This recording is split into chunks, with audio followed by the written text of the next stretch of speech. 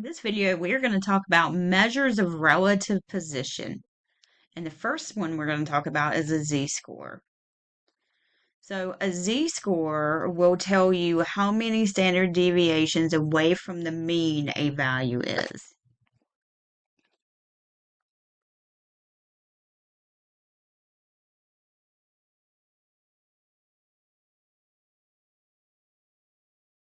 The number of standard deviations.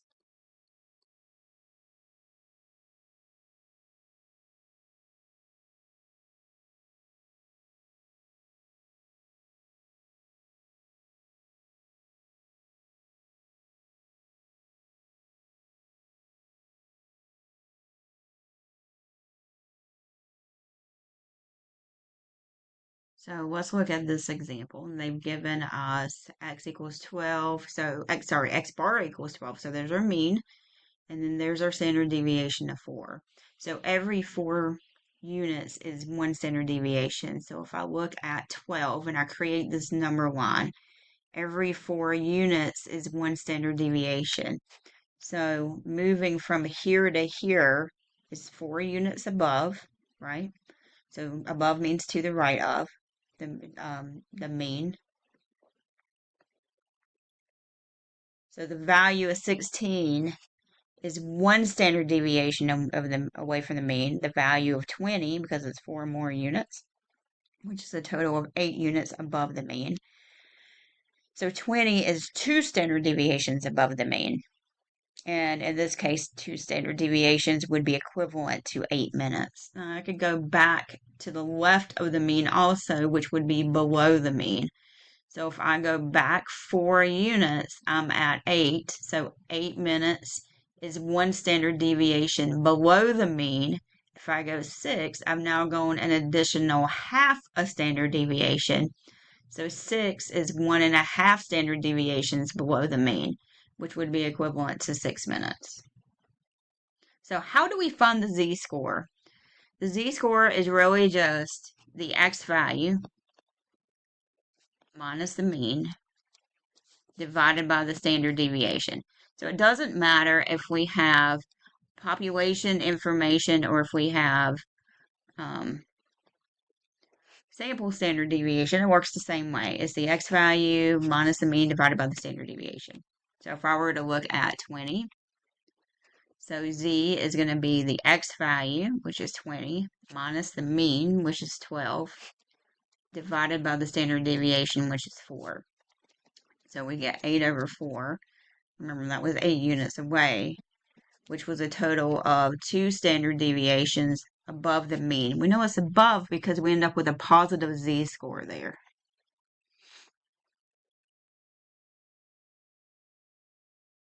So let's look at an example. We can use z-scores to help us compare data sets and values from really particular values from 2 different data sets. Let's look at an example. Blair has taken 2 chemistry tests. The score on the first test was a 72, for which the mean of all scores was 65 and the standard deviation was 8. So the x value is 72. The mean from that test was 65, and the standard deviation was 8. The score on the second test was 60, for which the mean was 45 and the standard deviation was 12. So you can see those means are varying quite a bit, right? There's a 20-point difference between those means. And there's a difference between the standard deviations, and there's a difference between her scores. She's really wondering which one she did best on relative to the rest of the class. And we can use z-score to help us figure that out. So this is the information for test 1. This is the information for test 2. So the z-score for test 1 is going to be x minus the mean divided by the standard deviation. So 72 minus 65 is 7. 7 divided by 8 is 0.875. So she is 0.875 standard deviations above the mean with that first test score. If we look at test 2, x minus the mean divided by the standard deviation. So 60 minus 45 is 15, and we're going to divide that by 12, and we're going to get 1.25.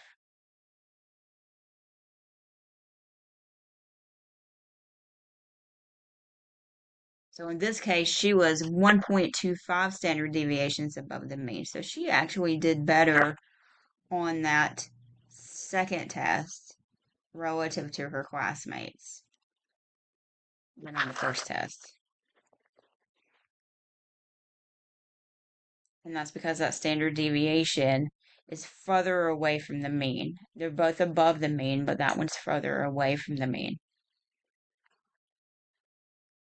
Another way we can look at comparing is percentiles. And we see this a lot on standardized exams. You may have been told when you took when you completed an exam for like Math 1 or something in high school that you were in the 83rd percentile. And what that means is you scored better than 83% of people who took that same standardized test. Or they may talk about your growth rates and your height compared to other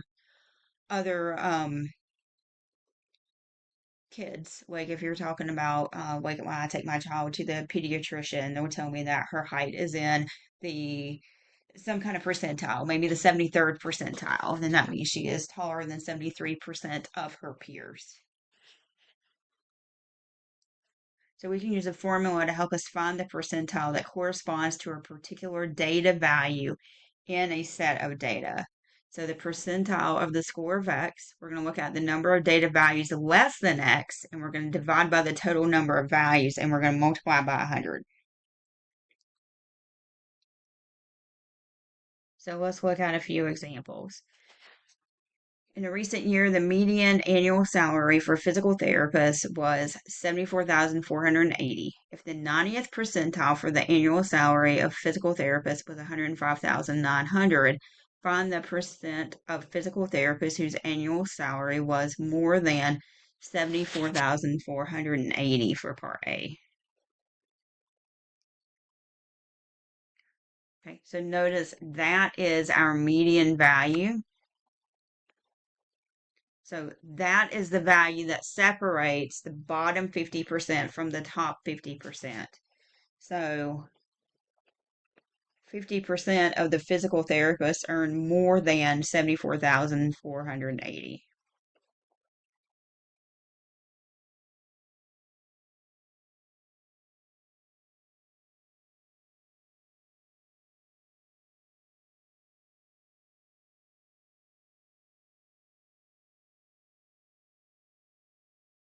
And that also means 50% earn less than that.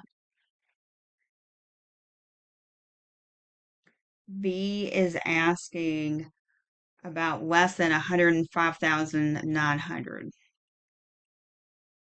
Okay, that's your 90th percentile. That's what they told us here. So 90% of all physical therapists would earn less than that 90th percentile value of 105,900. That's what it means to be in the 90th percentile.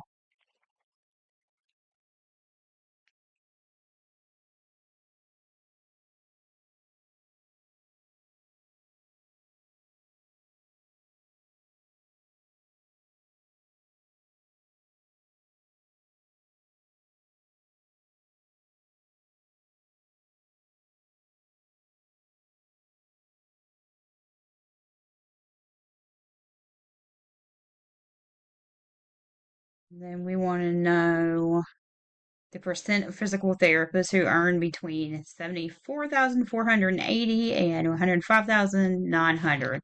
So this was our median. That's our 50th percentile. The median is the value that separates the bottom 50 from the top 50. It's the one that's always going to be in the middle. We talked about that a few sections ago. And they told us this is the 90th percentile. So we would expect, if we subtract those, 40% of physical therapists that earn between those two values.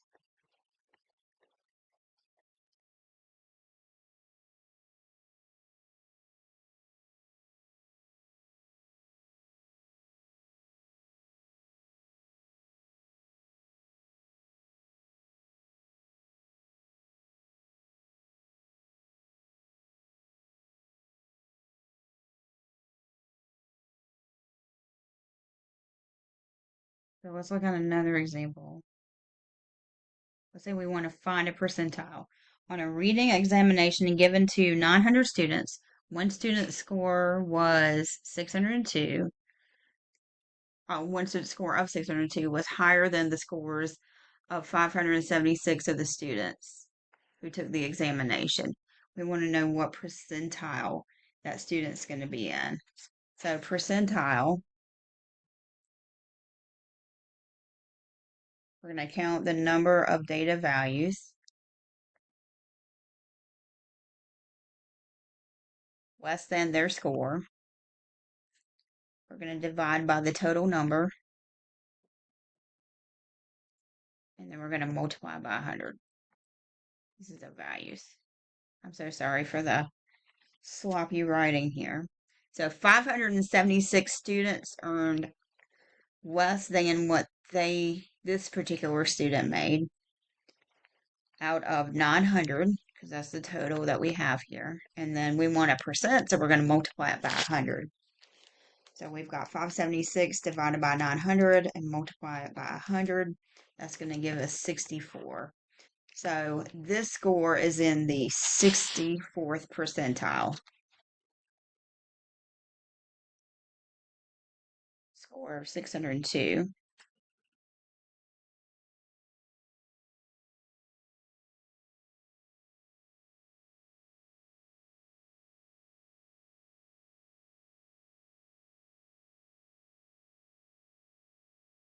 And then we can talk about quartiles.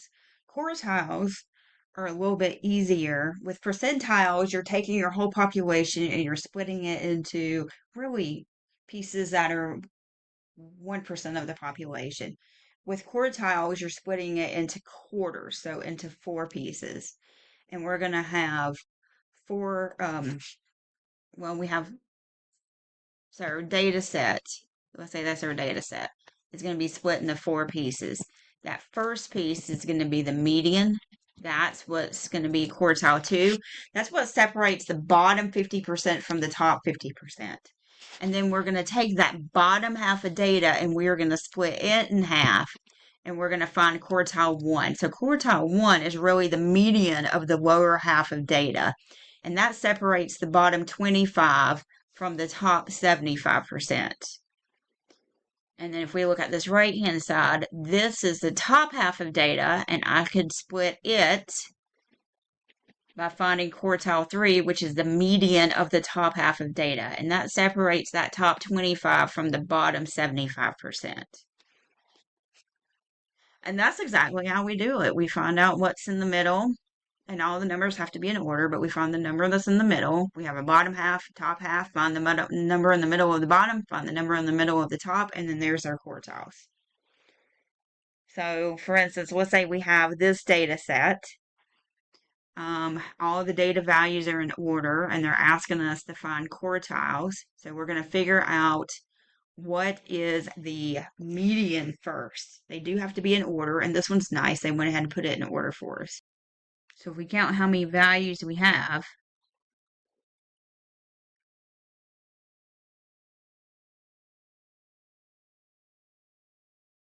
we have 19 values. So we're going to have 8 in that bottom half.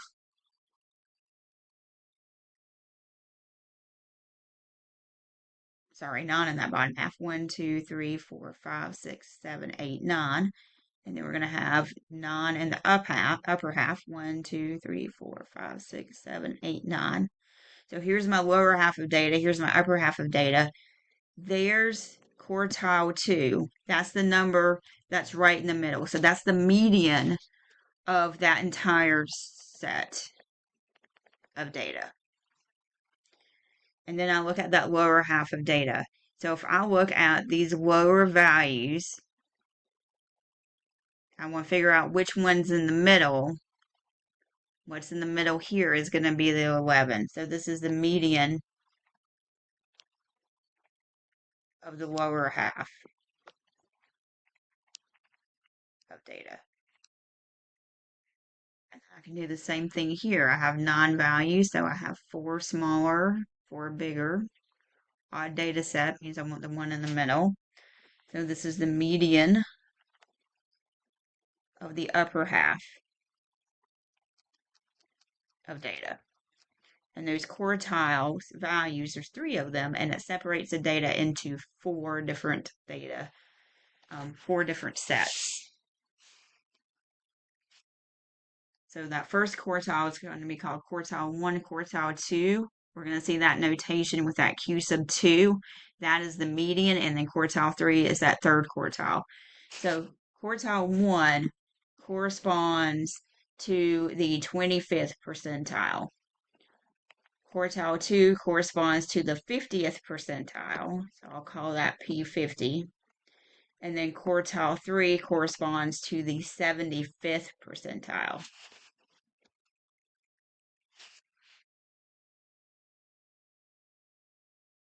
And then we just talked about how would we find those quartiles, so let's look at an example. So we have a data set of 25 sodas, and we want to find the quartiles.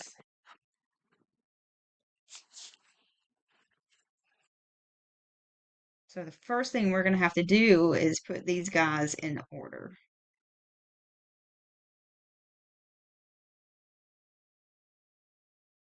So I'm going to pause the video, do that, and I will be right back. All right, so I've put the data set in order. So quartile 2 is going to be the number that's in the middle. I have 12 values. I think it's 12. Let's see. 1, 2, 3, 4, 5, 6, 7, 8, 9, 10, 11, 12. That's less than this. And I have 12 that's above this. And then we need to find quartile 1 and quartile 3. Quartile 1 is going to be the value that's in the middle for that lower half of data. So I'm looking at that top line. I am not including that 43 in that. So if I were to look at that top line, what's in the middle, I have 2 numbers that's in the middle. So it's the average of those 2 numbers. So 39 plus 39 divided by 2 is going to be 39. And then I'm going to do the same thing with quartile 3. It's going to be the average of these 2 numbers, because those are the 2 that's in the middle for that bottom row, which is the top half of data. So it's going to be 50 plus 51 divided by 3, which is 51.5. So there's my quartiles for this. And we can use those quartiles to help us create what's called a box plot. So when we create a box plot, that median is going to go in that middle, and then quartile 1 is going to go on the lower end, and quartile 3 is going to go on the upper end. And that's what creates the box. And then we're going to draw a line to the minimum and the maximum values. So we could do that for our data set up here to give us just a picture of what's going on. So I'm going to draw a number line. My smallest value is 26 and my biggest is 73. So maybe I start here, 25s. I'm going to go up by 10s.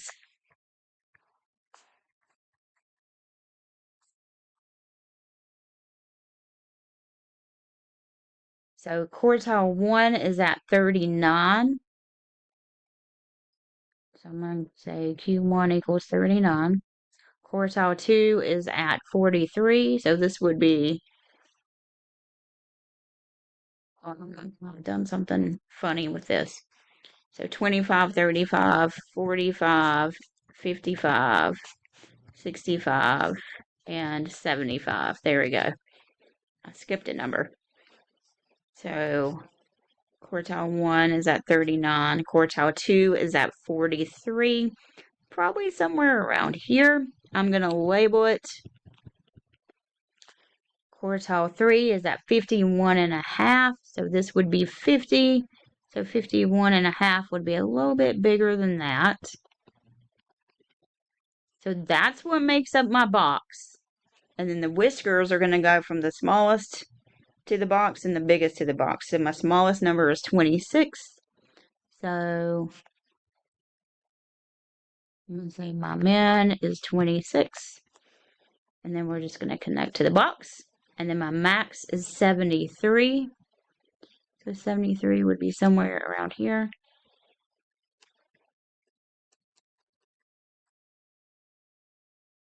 And you can see that I've got a bigger spread here than I do over here. So we can see some things about the shape for a box and whisker plot. But that's how you create one.